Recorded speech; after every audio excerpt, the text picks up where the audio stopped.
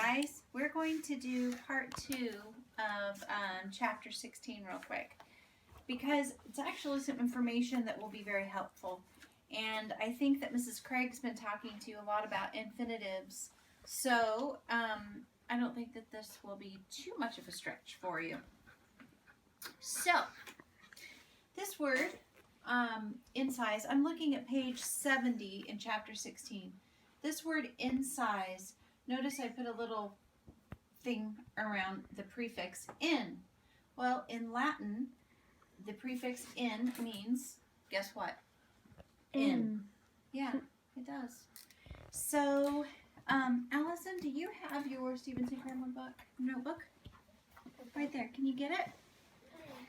All right. So I want you to take a minute and write down, go to your definitions tab in your Stevenson grammar notebook.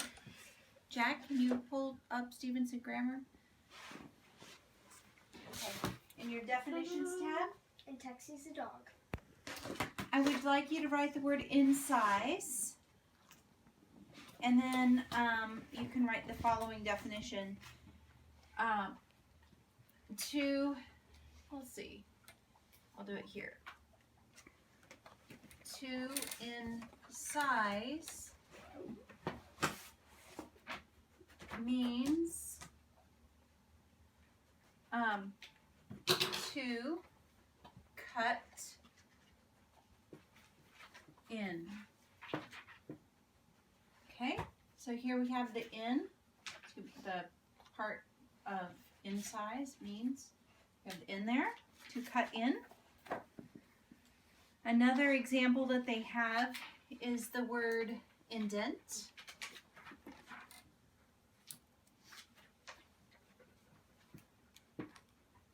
Again, here I'll take a colorful. Do I have to write this down? It's a good thing to write down in your definitions because I'm giving you some new vocabulary. I don't even know where my definitions tab went. It disappeared off the face of the earth. Okay, well, find a good place to write this then. To indent means, what do you think it means? Anybody? Dent in. Yeah. To indent means to push in.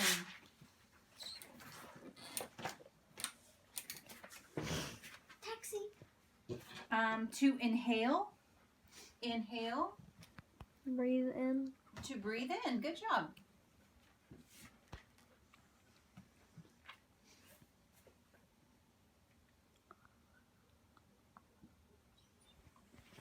To breathe in. It also gives an example of it to incarcerate. I have no clue what that means.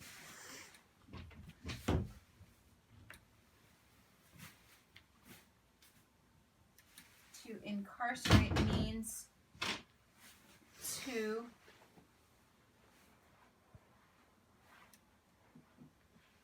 place in, whoops, in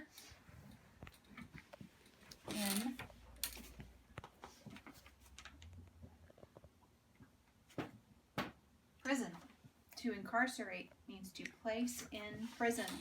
So you notice all of these words must come from a Latin root because the in part means in, right? To cut in, to push in, to breathe in, to place in prison. Okay? There's some of these words, actually, some of the words that have an in front of it. Wait a minute, before I go there, Allison, you had a vocabulary word this morning that we were talking about. It was infuriate. Infuriate. Infuriate. So what do you think that means? It means infuriate. You're infuriate, kind of. Yeah. You're really mad. I think it means infuriate is kind of like To make someone furious. Is the root word of this, and so it's to make someone furious or make somebody have fury. Okay. So exactly so the word that she had was infuriate. Fury means anger. So infuriate is to add no, Anger. or to place in anger, to add anger, to yeah. But it would also fit within this Latin root because it kind of means in. Okay?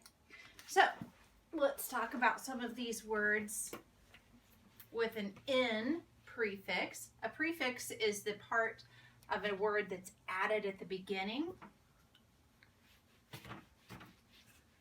Some of them that have the in prefix are of Greek origin. And in Greek, this is it's weird, but the in means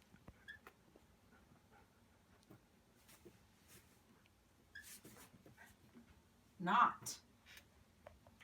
Really? Mm-hmm. So, let's look at some words in your definitions tab again. Well, yeah, like you either put in or non or on. In is one of them. Inexpensive. True. That's right. That's actually one of the I think that's one of the examples that they gave. Well, okay, how about this? Here's an example of a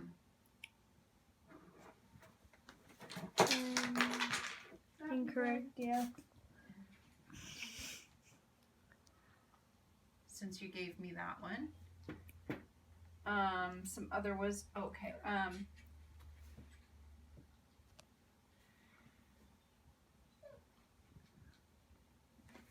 Indirect.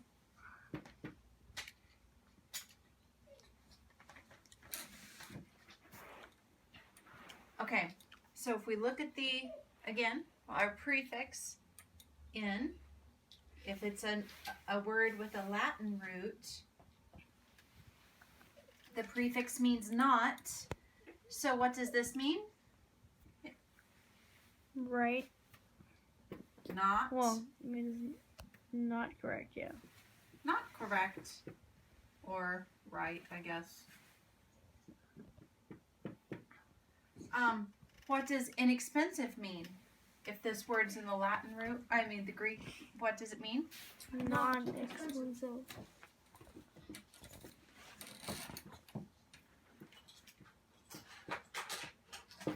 And indirect means? Non-direct.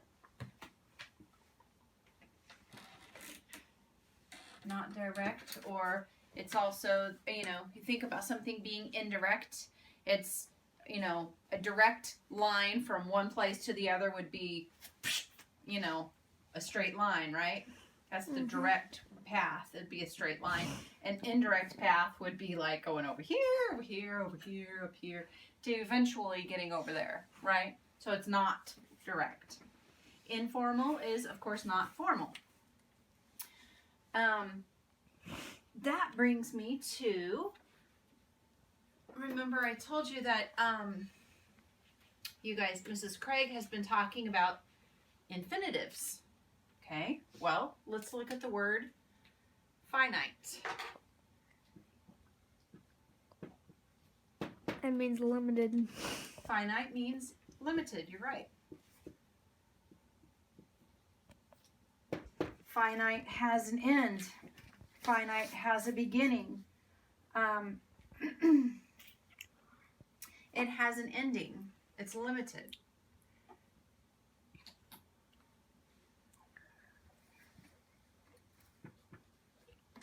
Okay, so if you have a word, infinite, Unending. Why do we switch from finite to infinite? Is it still technically finite, or? it has to do with the way that you pronounce it. Yeah, I don't know. I don't know. Good question. That is it. That's a really good question. That's an interesting question, and that's a word study. I just don't have I don't have the knowledge. We can find that out. Okay, infinite means not limited.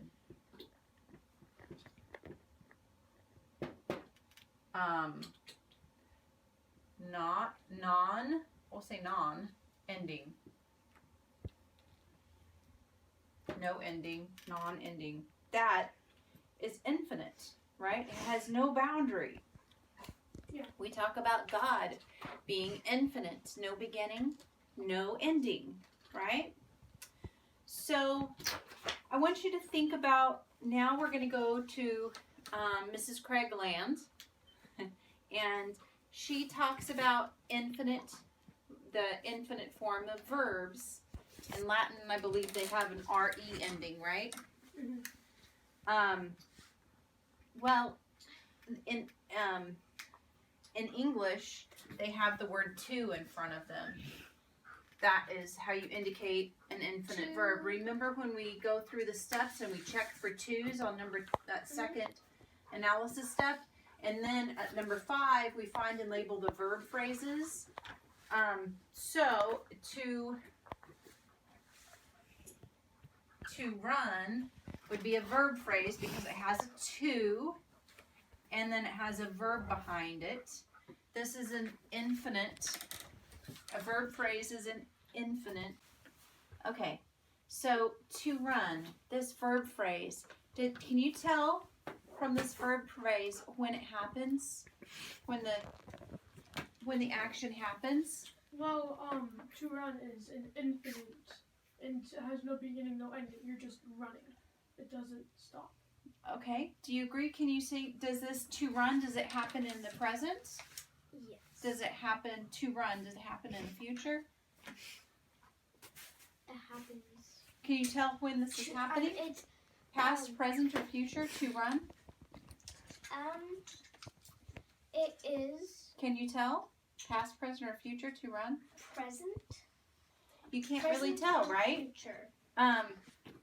So to run is a verb phrase, and No, it just. it always can happens. tell now time or present time. It can tell the simple past time, or it can be happening in the simple future time, tomorrow time. So a verb phrase is an infinite. It does not tell time. That's why they say the verb phrase that has a to, it's an infinite phrase, infinitive.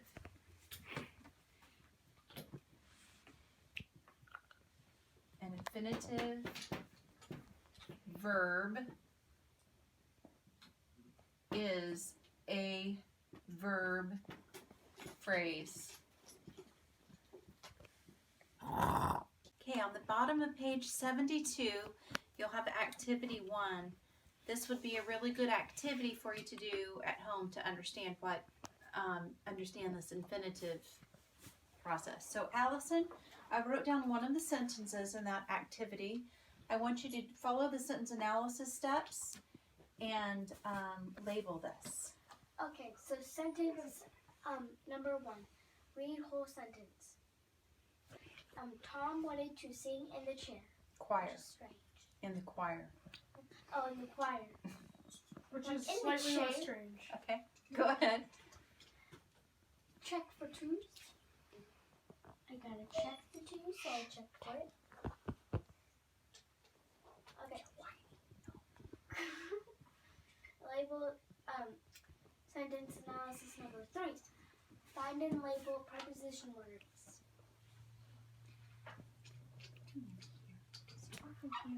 Sit.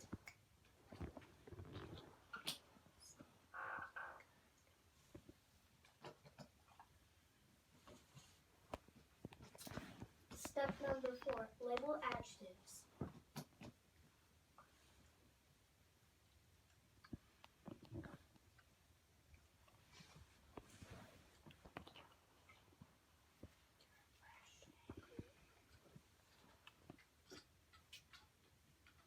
Is that it? Yes. This isn't a possessive adjective. Okay, go ahead. So- Now, number 4. Number 5. You mean? Yeah, 5. Find and label verb phrases or Okay. infinitives. So you checked for 2s and you had 1. Does this word, is this sing, is it a verb or a noun? A verb. Okay. So, double underline it.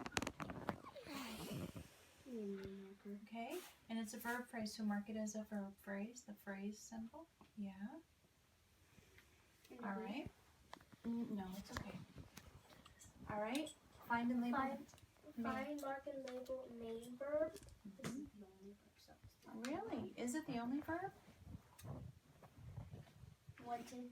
There you go. Wanted. That's the. This isn't. This can't be a verb. This can't be the main verb because it's in the verb phrase. Okay, so it can't be the main verb, and every sentence has to have a main verb. Can you Yep. double underline Correction. that too? Yes. Correction. Every sentence has to have a verb. And Yeah. a main verb. Well, no, it has to have a main verb. Every sentence has to have a main verb. Okay. Find, mark, and label subject. Okay. Who wanted? So SUBJ. Mm-hmm. I can erase and draw this.